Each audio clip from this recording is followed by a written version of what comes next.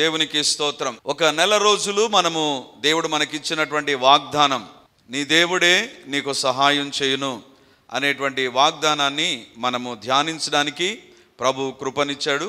అందును బట్టి దేవునికి నేను వందనాలు చెల్లిస్తూ ఉన్నాను. ఇన్ డీటెయిల్గా వాట్ ఈస్ ద ప్రామిస్, ఆ ప్రామిస్లో ఉండేటువంటి వివిధ అంశాలు ఏంటివి, ఏ రకంగా ప్రభు సహాయం చేస్తాడు అని 2వ వచనం, యెహెజ్కేలు గ్రంథం 1వ అధ్యాయం 2వ వచనం. యెహోయాకీను చెరపట్టబడిన 5వ సంవత్సరము ఆ నెలలో 5వ దినమున కల్దీయుల దేశమందున్న కెబారు నదీ ప్రదేశమున యెహోవా వాక్కు బూజీ కుమారుడగు యాజకుడునగు యెహెజ్కేలునకు ప్రత్యక్షము కాగా అక్కడనే యెహోవా హస్తము అతని మీదికి వచ్చెను. సో దేవుని బిడ్డలారా, ఈ వాక్య భాగాన్ని చదివినప్పుడు మనకు అర్థమవుతుంది యెహెజ్కేలు అనేటువంటి వ్యక్తి ఎక్కడ ఉన్నాడు అంటే, బైబిలే చెప్తుంది చెరలో ఉన్నాడు, చెరపట్టబడినటువంటి వ్యక్తి. He was in captivity. అతడు చెరలో ఉన్నాడు. చెరలో ఉన్నప్పుడు అవసరమైనటువంటిది ఏంటి తెలుసా? 1, చెరలో నుంచి బయటికి రావడం. 2, చెరలో ఎవరైనా వెళ్ళి పలకరించడం, ఎవరైనా బాగోగులు చూసుకోవడం, లేదా మేమున్నాము అని ధైర్యం ఇవ్వడం. మూడవదిగా ఖచ్చితంగా ఆ వ్యక్తి మంచిగా అక్కడ ఉండాలని కోరుకుంటాడు. మంచిగా అంటే కష్టాలు రాకుండా, అంటే బాధించకుండా, మంచిగా భోంచేస్తూ మంచిగా ఉండాలని కోరుకుంటాడు.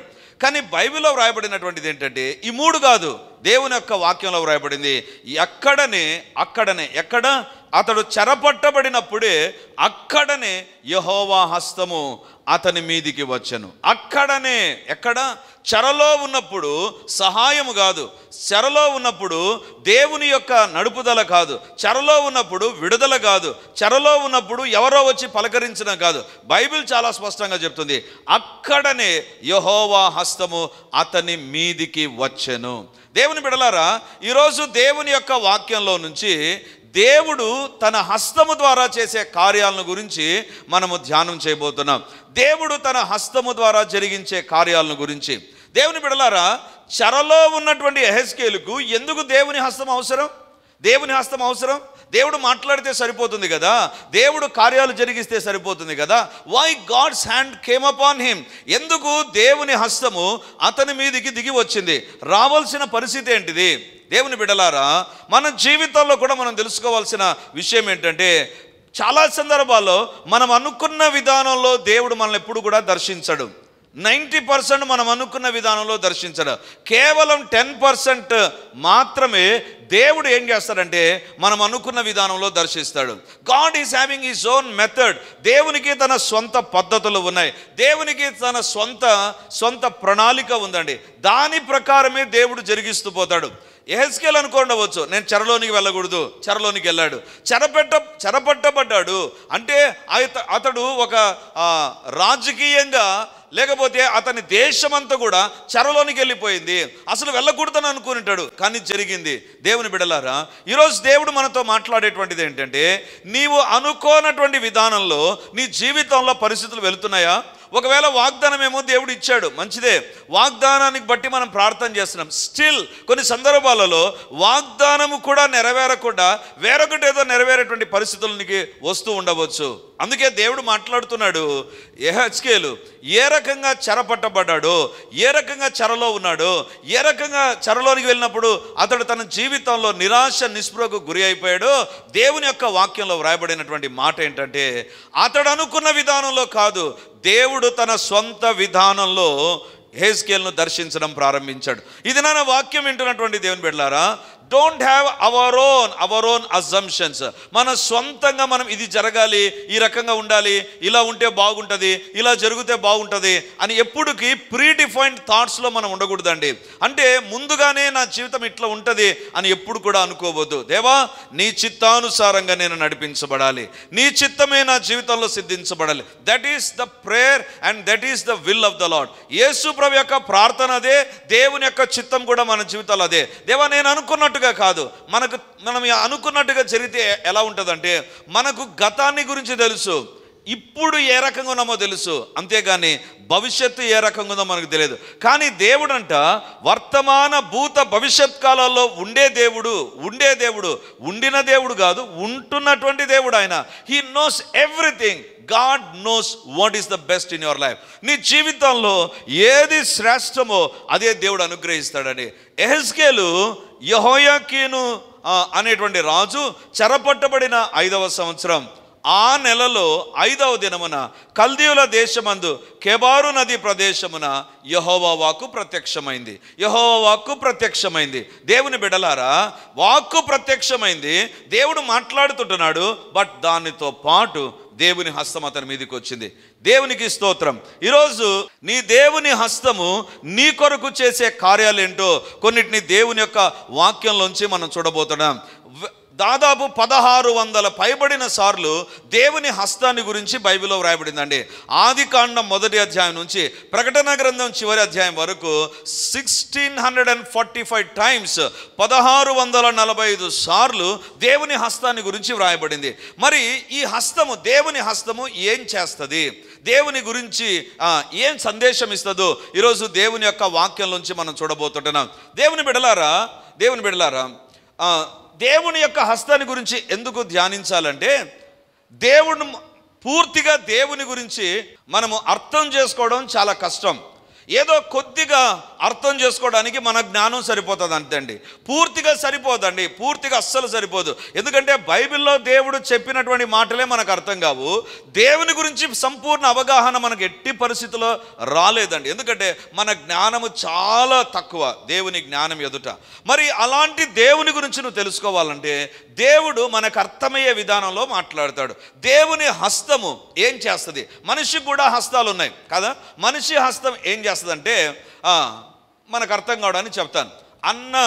ఏమంటారంటే అన్న ప్రాస అంటారు కదా, అన్నం పెడతారు కదా. లాస్ట్ 2 months బ్యాక్ కూడా మన పరిచయంలో ఒక తల్లి తీసుకొని వచ్చింది, వాళ్ళ మనమణ్ణి తీసుకొని వచ్చి అతనికి మీరే తినిపించండి అని నాకు చెప్పిందండి.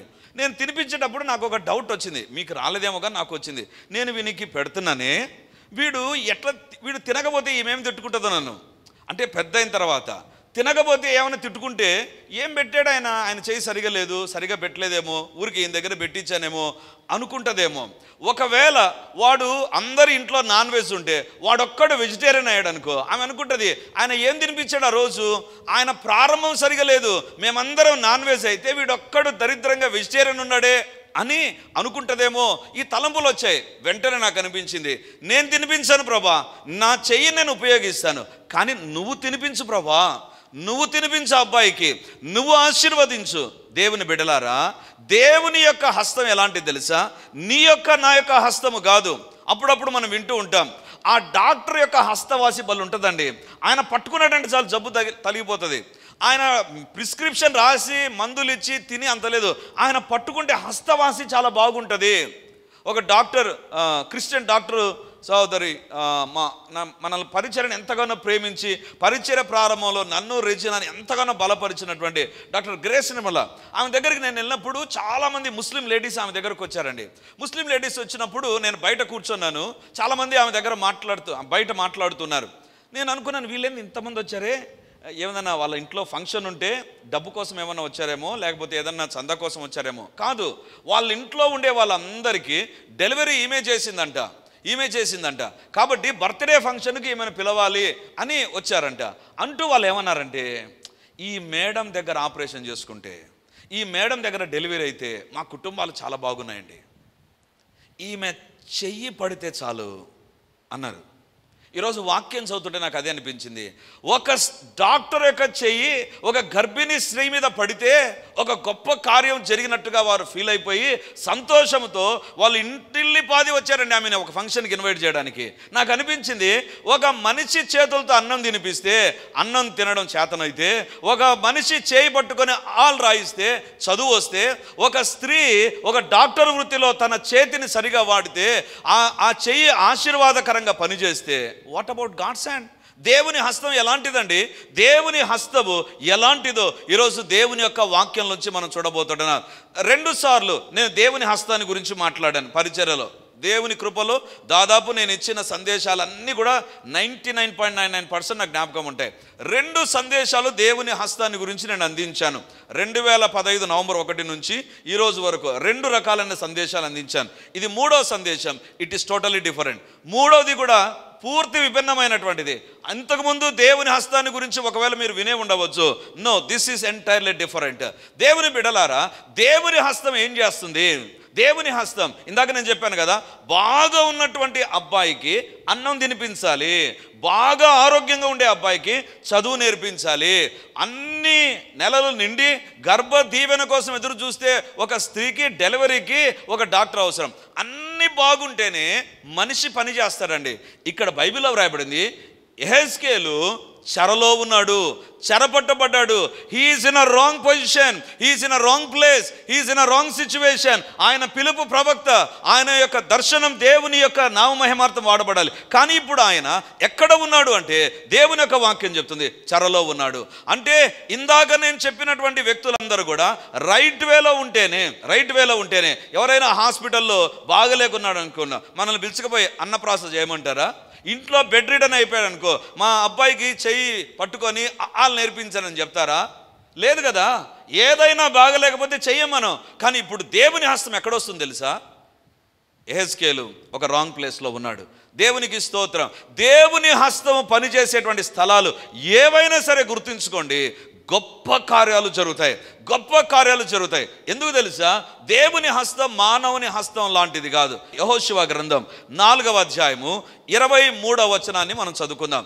దేవుని హస్తాన్ని గురించి ఒక స్త్రీ ఏమనిందో అక్కడ మనం చూడవచ్చు. ఎట్లనగా యెహోవా బాహువు బలమైనదని భూనివాసులందరూ తెలుసుకొనుటకును. చాలు. ఇక్కడ రాహాబు అనేటువంటి ఒక వేశ్య ఏమని చెప్తుంది తెలుసా? యెహోవా బాహుబలము బలమైనదని భూనివాసులందరూ తెలుసుకొనుటకు. ఒక వేశ్య ఏమని చెప్తుంది తెలుసా? దేవుని యొక్క హస్తం ఎలాంటిదంట? యెహోవా బాహు అంటే హస్తము, యెహోవా హస్తము బలమైనటువంటిది. అది ఎలాంటిదంట? ఆలు నేర్పించే హస్తం కాదు, లేకపోతే డెలివరీ చేసేటువంటి హస్తం కాదు, లేకపోతే అన్నప్రాస చేసే హస్తం కాదు.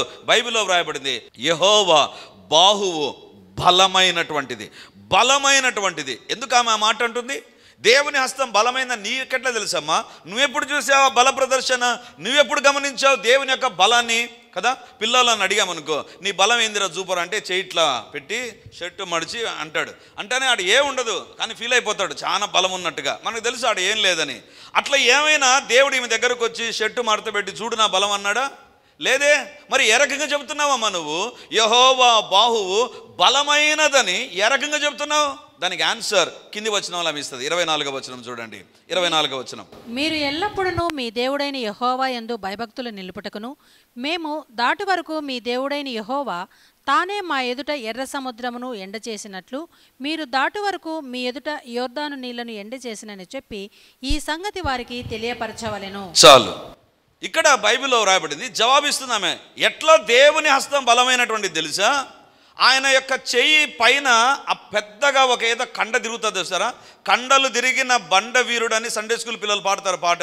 అట్లా ఏమన్నా కండలు తిరిగినటువంటిదా, మజిల్ కలిగినటువంటిదా దేవుని యొక్క హస్తం అంట? ఎర్ర సముద్రము ఎండ చేసినటువంటి హస్తం అంటది. ఎర్ర సముద్రం ఎండిపోదండి. ఎండిపోతే అది నదైనా కావాలి లేదా సరసైనా కావాలి. సముద్రం ఎప్పుడు ఎండిపోదు. కానీ బైబిల్లో వ్రాయబడింది, first time in the history మానవ చరిత్రలో ఒక సముద్రము ఒక పర్టికులర్ డిస్టెన్స్లో ఎండిపోయిందండి. అక్కడ ఖాళీ అయిపోయింది. వాళ్ళు నడవడానికి అవసరమైనటువంటి నేలను దేవుడు అక్కడ ఏర్పాటు చేశాడు. ఏ రకంగా జరిగింది? దేవుడు తన హస్త బలముతో చేశాడు. అందుకేమంటుంది, ఆ సముద్రం ఎండిపోవడం ఏంటి? సముద్రం ఎండిపోయేటువంటి బలం ఎక్కడిది? మీ దగ్గర కెపాసిటీ లేదు. ఇశ్రాయేలు ప్రజలారా, మీ దేవుని యొక్క హస్తం పనిచేసింది. దేవుని బిడ్డలారా, what man cannot do, what science cannot do, what any knowledge of a human being cannot do, or artificial intelligence cannot do, that is possible with the Lord. దేవుని ద్వారా సాధ్యమవుతుంది. దేవుని హస్త బలము ద్వారా సాధ్యమవుతుంది. దేవుని బిడ్డలారా, last week we are in Goa. ఒక వివాహం నిమిత్తం మేము అక్కడికి వెళ్ళాం. దేవుని బిడ్డలారా, కొంతమంది దాన్ని కూడా వేరొక రకంగా షికార్లకు వెళ్ళారు. షికార్కి వెళ్ళలేదు నేను. ఎందుకు చెప్తున్నానంటే ఆ కుటుంబము మా నాన్నకు చాలా ప్రియమైనటువంటిది. మా నాన్నకు హాస్పిటల్లో అడ్మిట్ అయినది మొదలుకొని బరేలు అయిపోయేంత వరకు ఆ కుటుంబం మా దగ్గరే ఉన్నారు. అంతగా మమ్మల్ని ప్రేమించేటువంటి కుటుంబం. ఆ ఇంటిలో పెద్ద కుమారుని యొక్క కుమార్తె వివాహం. సో వాళ్ళ ఇంట్లో మొదటి వివాహం ఒకటి జరిగితే దానికి మేము వెళ్ళలేకపోయాం. క్రిస్మస్ సీజన్లో జరిగింది, వెళ్ళలేకపోయాం. సో ఇప్పుడు రెండవసారి కూడా వెళ్ళకపోతే అస్సలు బాగోదు. కాబట్టి నాకు అన్న వరుస అవుతాడు, కాబట్టి ఖచ్చితంగా వెళ్ళాలి. నాకు డిసెంబర్ మ్యారేజ్ ఫిక్స్ అయిన వెంటనే నాకు ఇన్ఫర్మేషన్ ఇచ్చాడు తప్పకుండా రావాలి అని. దేవుని బిడ్డలారా, మేము వెళ్ళిన తర్వాత అక్కడికి వెళ్ళిన తర్వాత మేము బీచ్ దగ్గరికి వెళ్ళామండి. బీచ్ దగ్గరికి వెళ్తే అక్కడ ఒక బోట్లో మేము ఎక్కాం. బోట్లోకి ఎక్కిన తర్వాత స్పీడ్ బోట్ చాలా వేగంగా వెళ్తుంది అది. సో ఆ బోట్లో మేము వెళ్ళిన తర్వాత సముద్రం లోపలికి తీసుకుపోయాడు. మేము చూస్తుండగానే సముద్ర తీరంలో ఎక్కడైతే బయట జనాలు ఉంటారో అక్కడ నుంచి ఒక్క 30 సెకండ్లో మేము వాళ్ళకు దూరం వెళ్ళిపోయాం. ఇంకా ఏం కనపడడం లేదు మాకు. చుట్టూ సముద్రం ఉందండి, చుట్టూ సముద్రం. ఒక్కసారి భయం వేసింది నాకు. ఎందుకంటే ఇప్పుడు ఈ బోట్కి ఏమైనా జరిగి పల్టీ కొడితే నాకు ఈత రాదు, అవునా? రెజినాకి ఈత రాదు, వచ్చేది వానికి ఒక్కనికి వస్తుంది. మా 5 మందికి ఎవరికి రాదు. రెజినా తమ్ముడు రాజేష్ ఉన్నాడు, 6 మందికి ఎవరు రాదు. ఏమవుతుంది మా పరిస్థితి? అప్పుడు నాకు అనిపించింది, ఇలాంటి సముద్రమే కదా దేవుడు ఎండిపోచేసింది.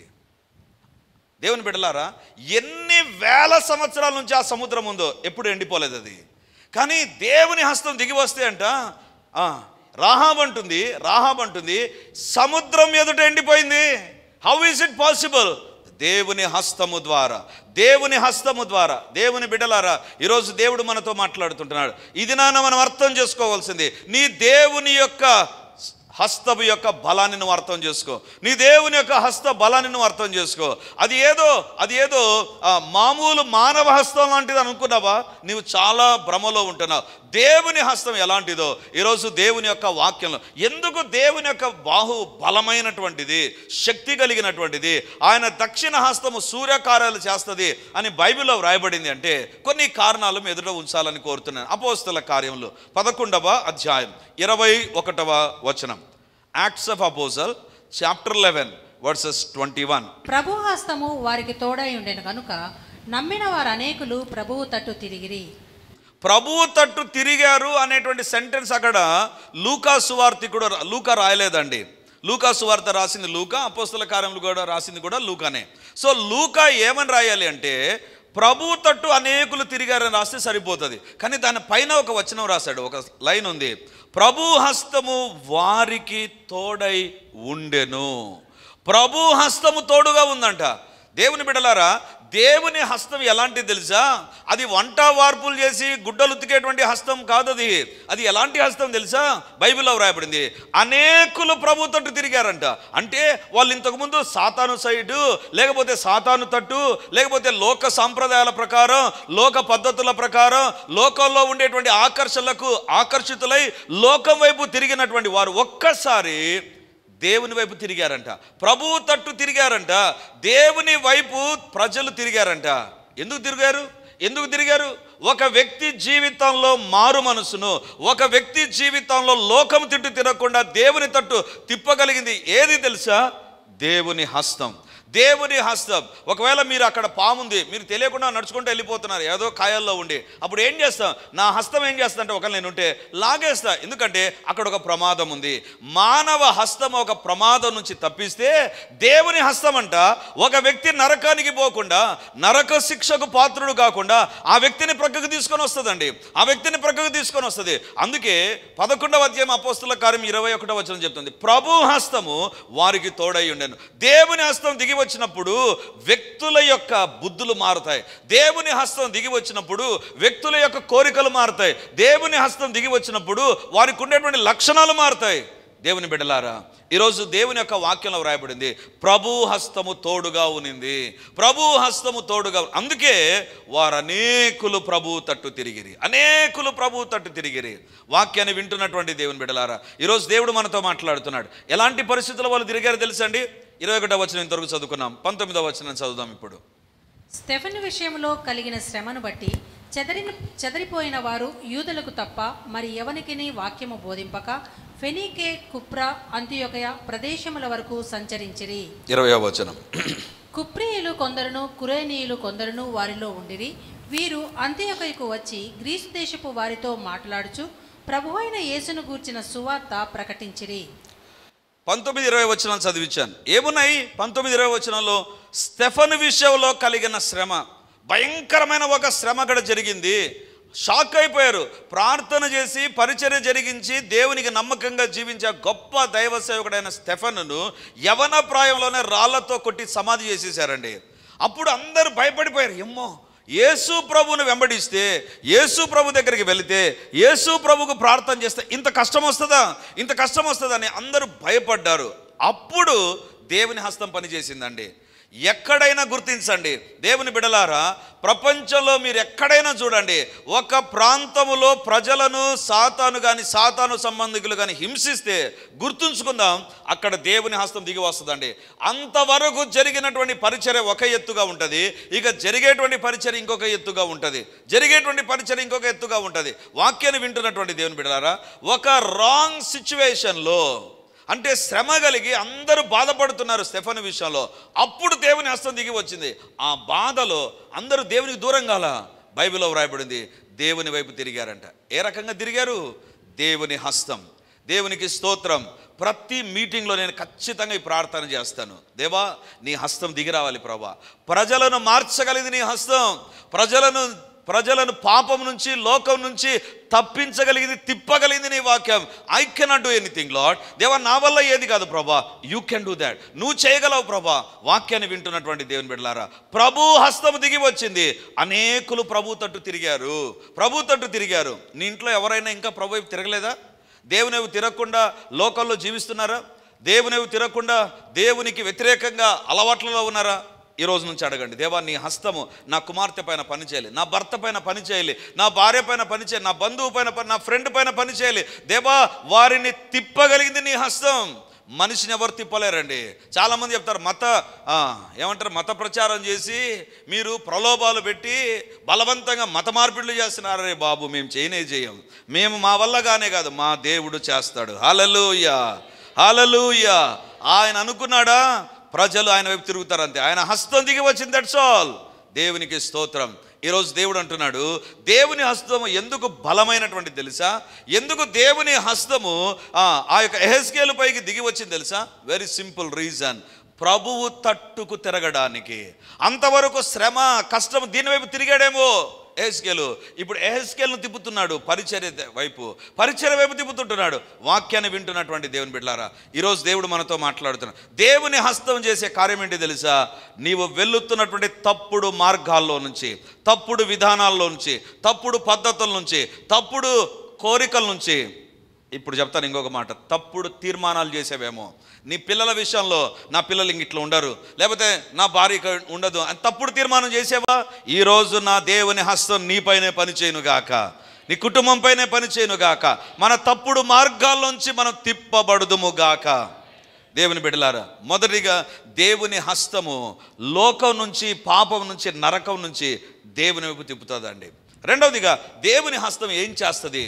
దినవృత్తాంతంలో మొదటి గ్రంథం 4వ అధ్యాయం 9వ వచనాన్ని చదువుకుందాం. దినవృత్తాంతంలో మొదటి గ్రంథం 4వ అధ్యాయము 9వ వచనం.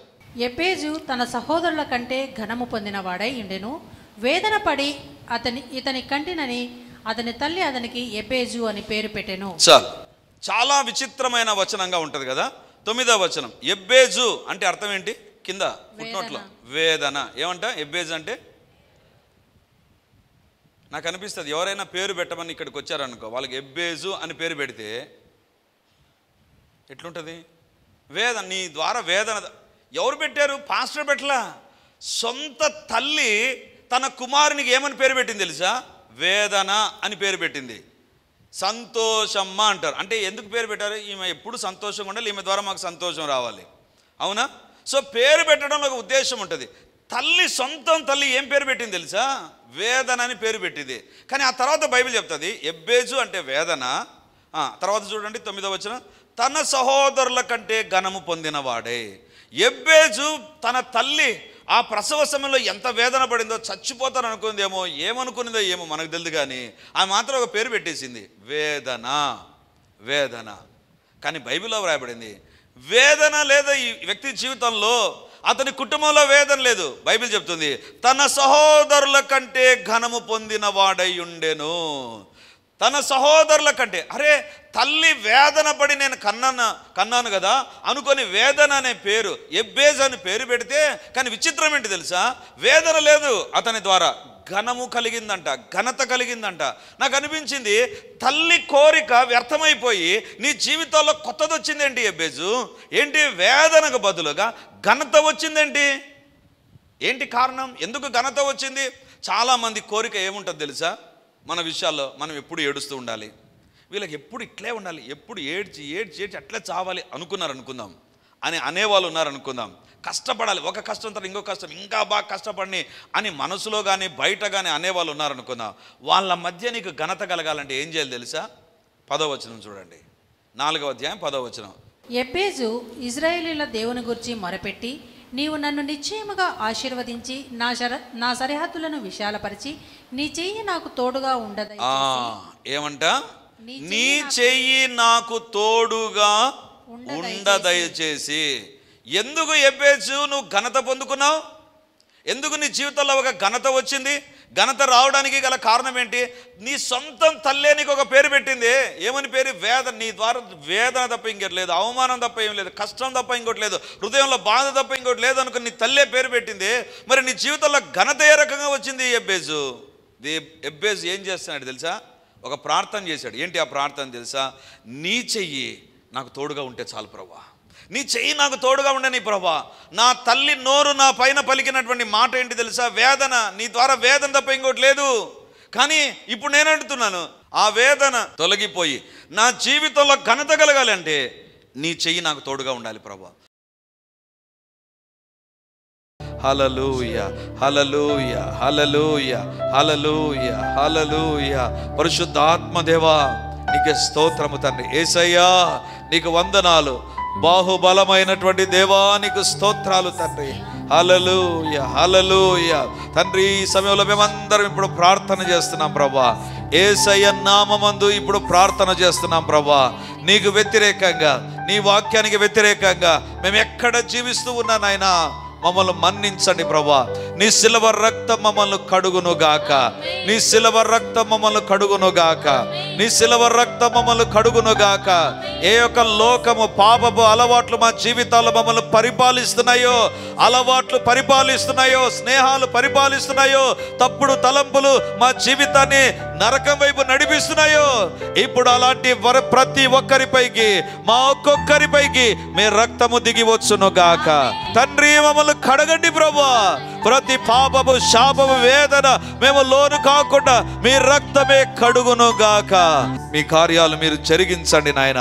ఇప్పుడు అడుగుతున్నాను ప్రభా, నీ హస్తము మా జీవితాల్లో వేదనకు బదులుగా ఘనత వైపు నడిపించునుగాక. ఇప్పటి నుండి నీ హస్తం ఒక్కొక్కరి పైన, మా కుటుంబాలలో పరిచర్లు పని చేయునుగాక, పని చేయునుగాక, పని చేయునుగాక. ఇప్పుడు ఈ ప్రార్థన ఎంతమంది లైవ్ లో చూస్తున్నారు, టీవీలో ఏకీభవిస్తున్నారు, వారి ఒక్కొక్కరిలో కూడా ఈ ప్రార్థన ఇప్పుడు పని చేయునుగాక. నీ రక్తము కడుగునుగాక, నీ గాయములో నీ శక్తి ప్రభువా దాని ప్రతి ఒక్కరిని పరిశుద్ధపరచునుగాక. మీకే వందనాలు, స్తుతులు, స్తోత్రాలు చెల్లిస్తూ యేసు నామమందు ప్రార్థించి అడిగి పొంది ఉంటున్నాము తండ్రి. ఆమేన్. Praise the Lord. యేసుక్రీస్తు పరిశుద్ధ నామందు ఈ యొక్క విమోచన గడి అనే టీవీ కార్యక్రమాన్ని వీక్షిస్తున్నటువంటి దేవుని బిడ్డలారా, మీ ఒక్కొక్కరికి నా హృదయపూర్వకమైనటువంటి వందనాలు, శుభములు, ప్రార్థనలు తెలియజేస్తున్నాను. దేవుని యొక్క ఉచితమైన కృపను బట్టి ప్రతి ఆదివారం ఉదయం 9:30 గంటలకు మొదటి ఆరాధన రెడీమర్ చర్చిలో జరుగుతూ ఉంది. వందలాది మంది ప్రజలు హాజరై దేవుని దీవెనలు పొందుతుంటున్నారు. మీరు కడప చుట్టూ ఉండేటువంటి గ్రామాల్లో ఉండేటువంటి వారైతే, సమీపాన ఉండేటువంటి వారైతే ఆదివారం ఆరాధనకు తప్పకుండా హాజరై దేవుని దీవెనలు మీరు పొందాలని కోరుతుంటున్నాను.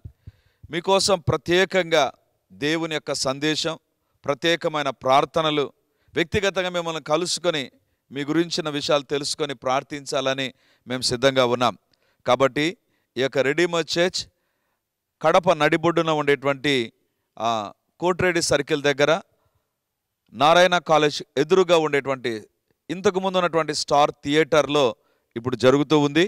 కాబట్టి తప్పకుండా ఇతర ప్రాంతాల నుంచి వచ్చే వారికి కూడా బస్ ఫెసిలిటీ కూడా చాలా దగ్గరగానే ఉంటుంది.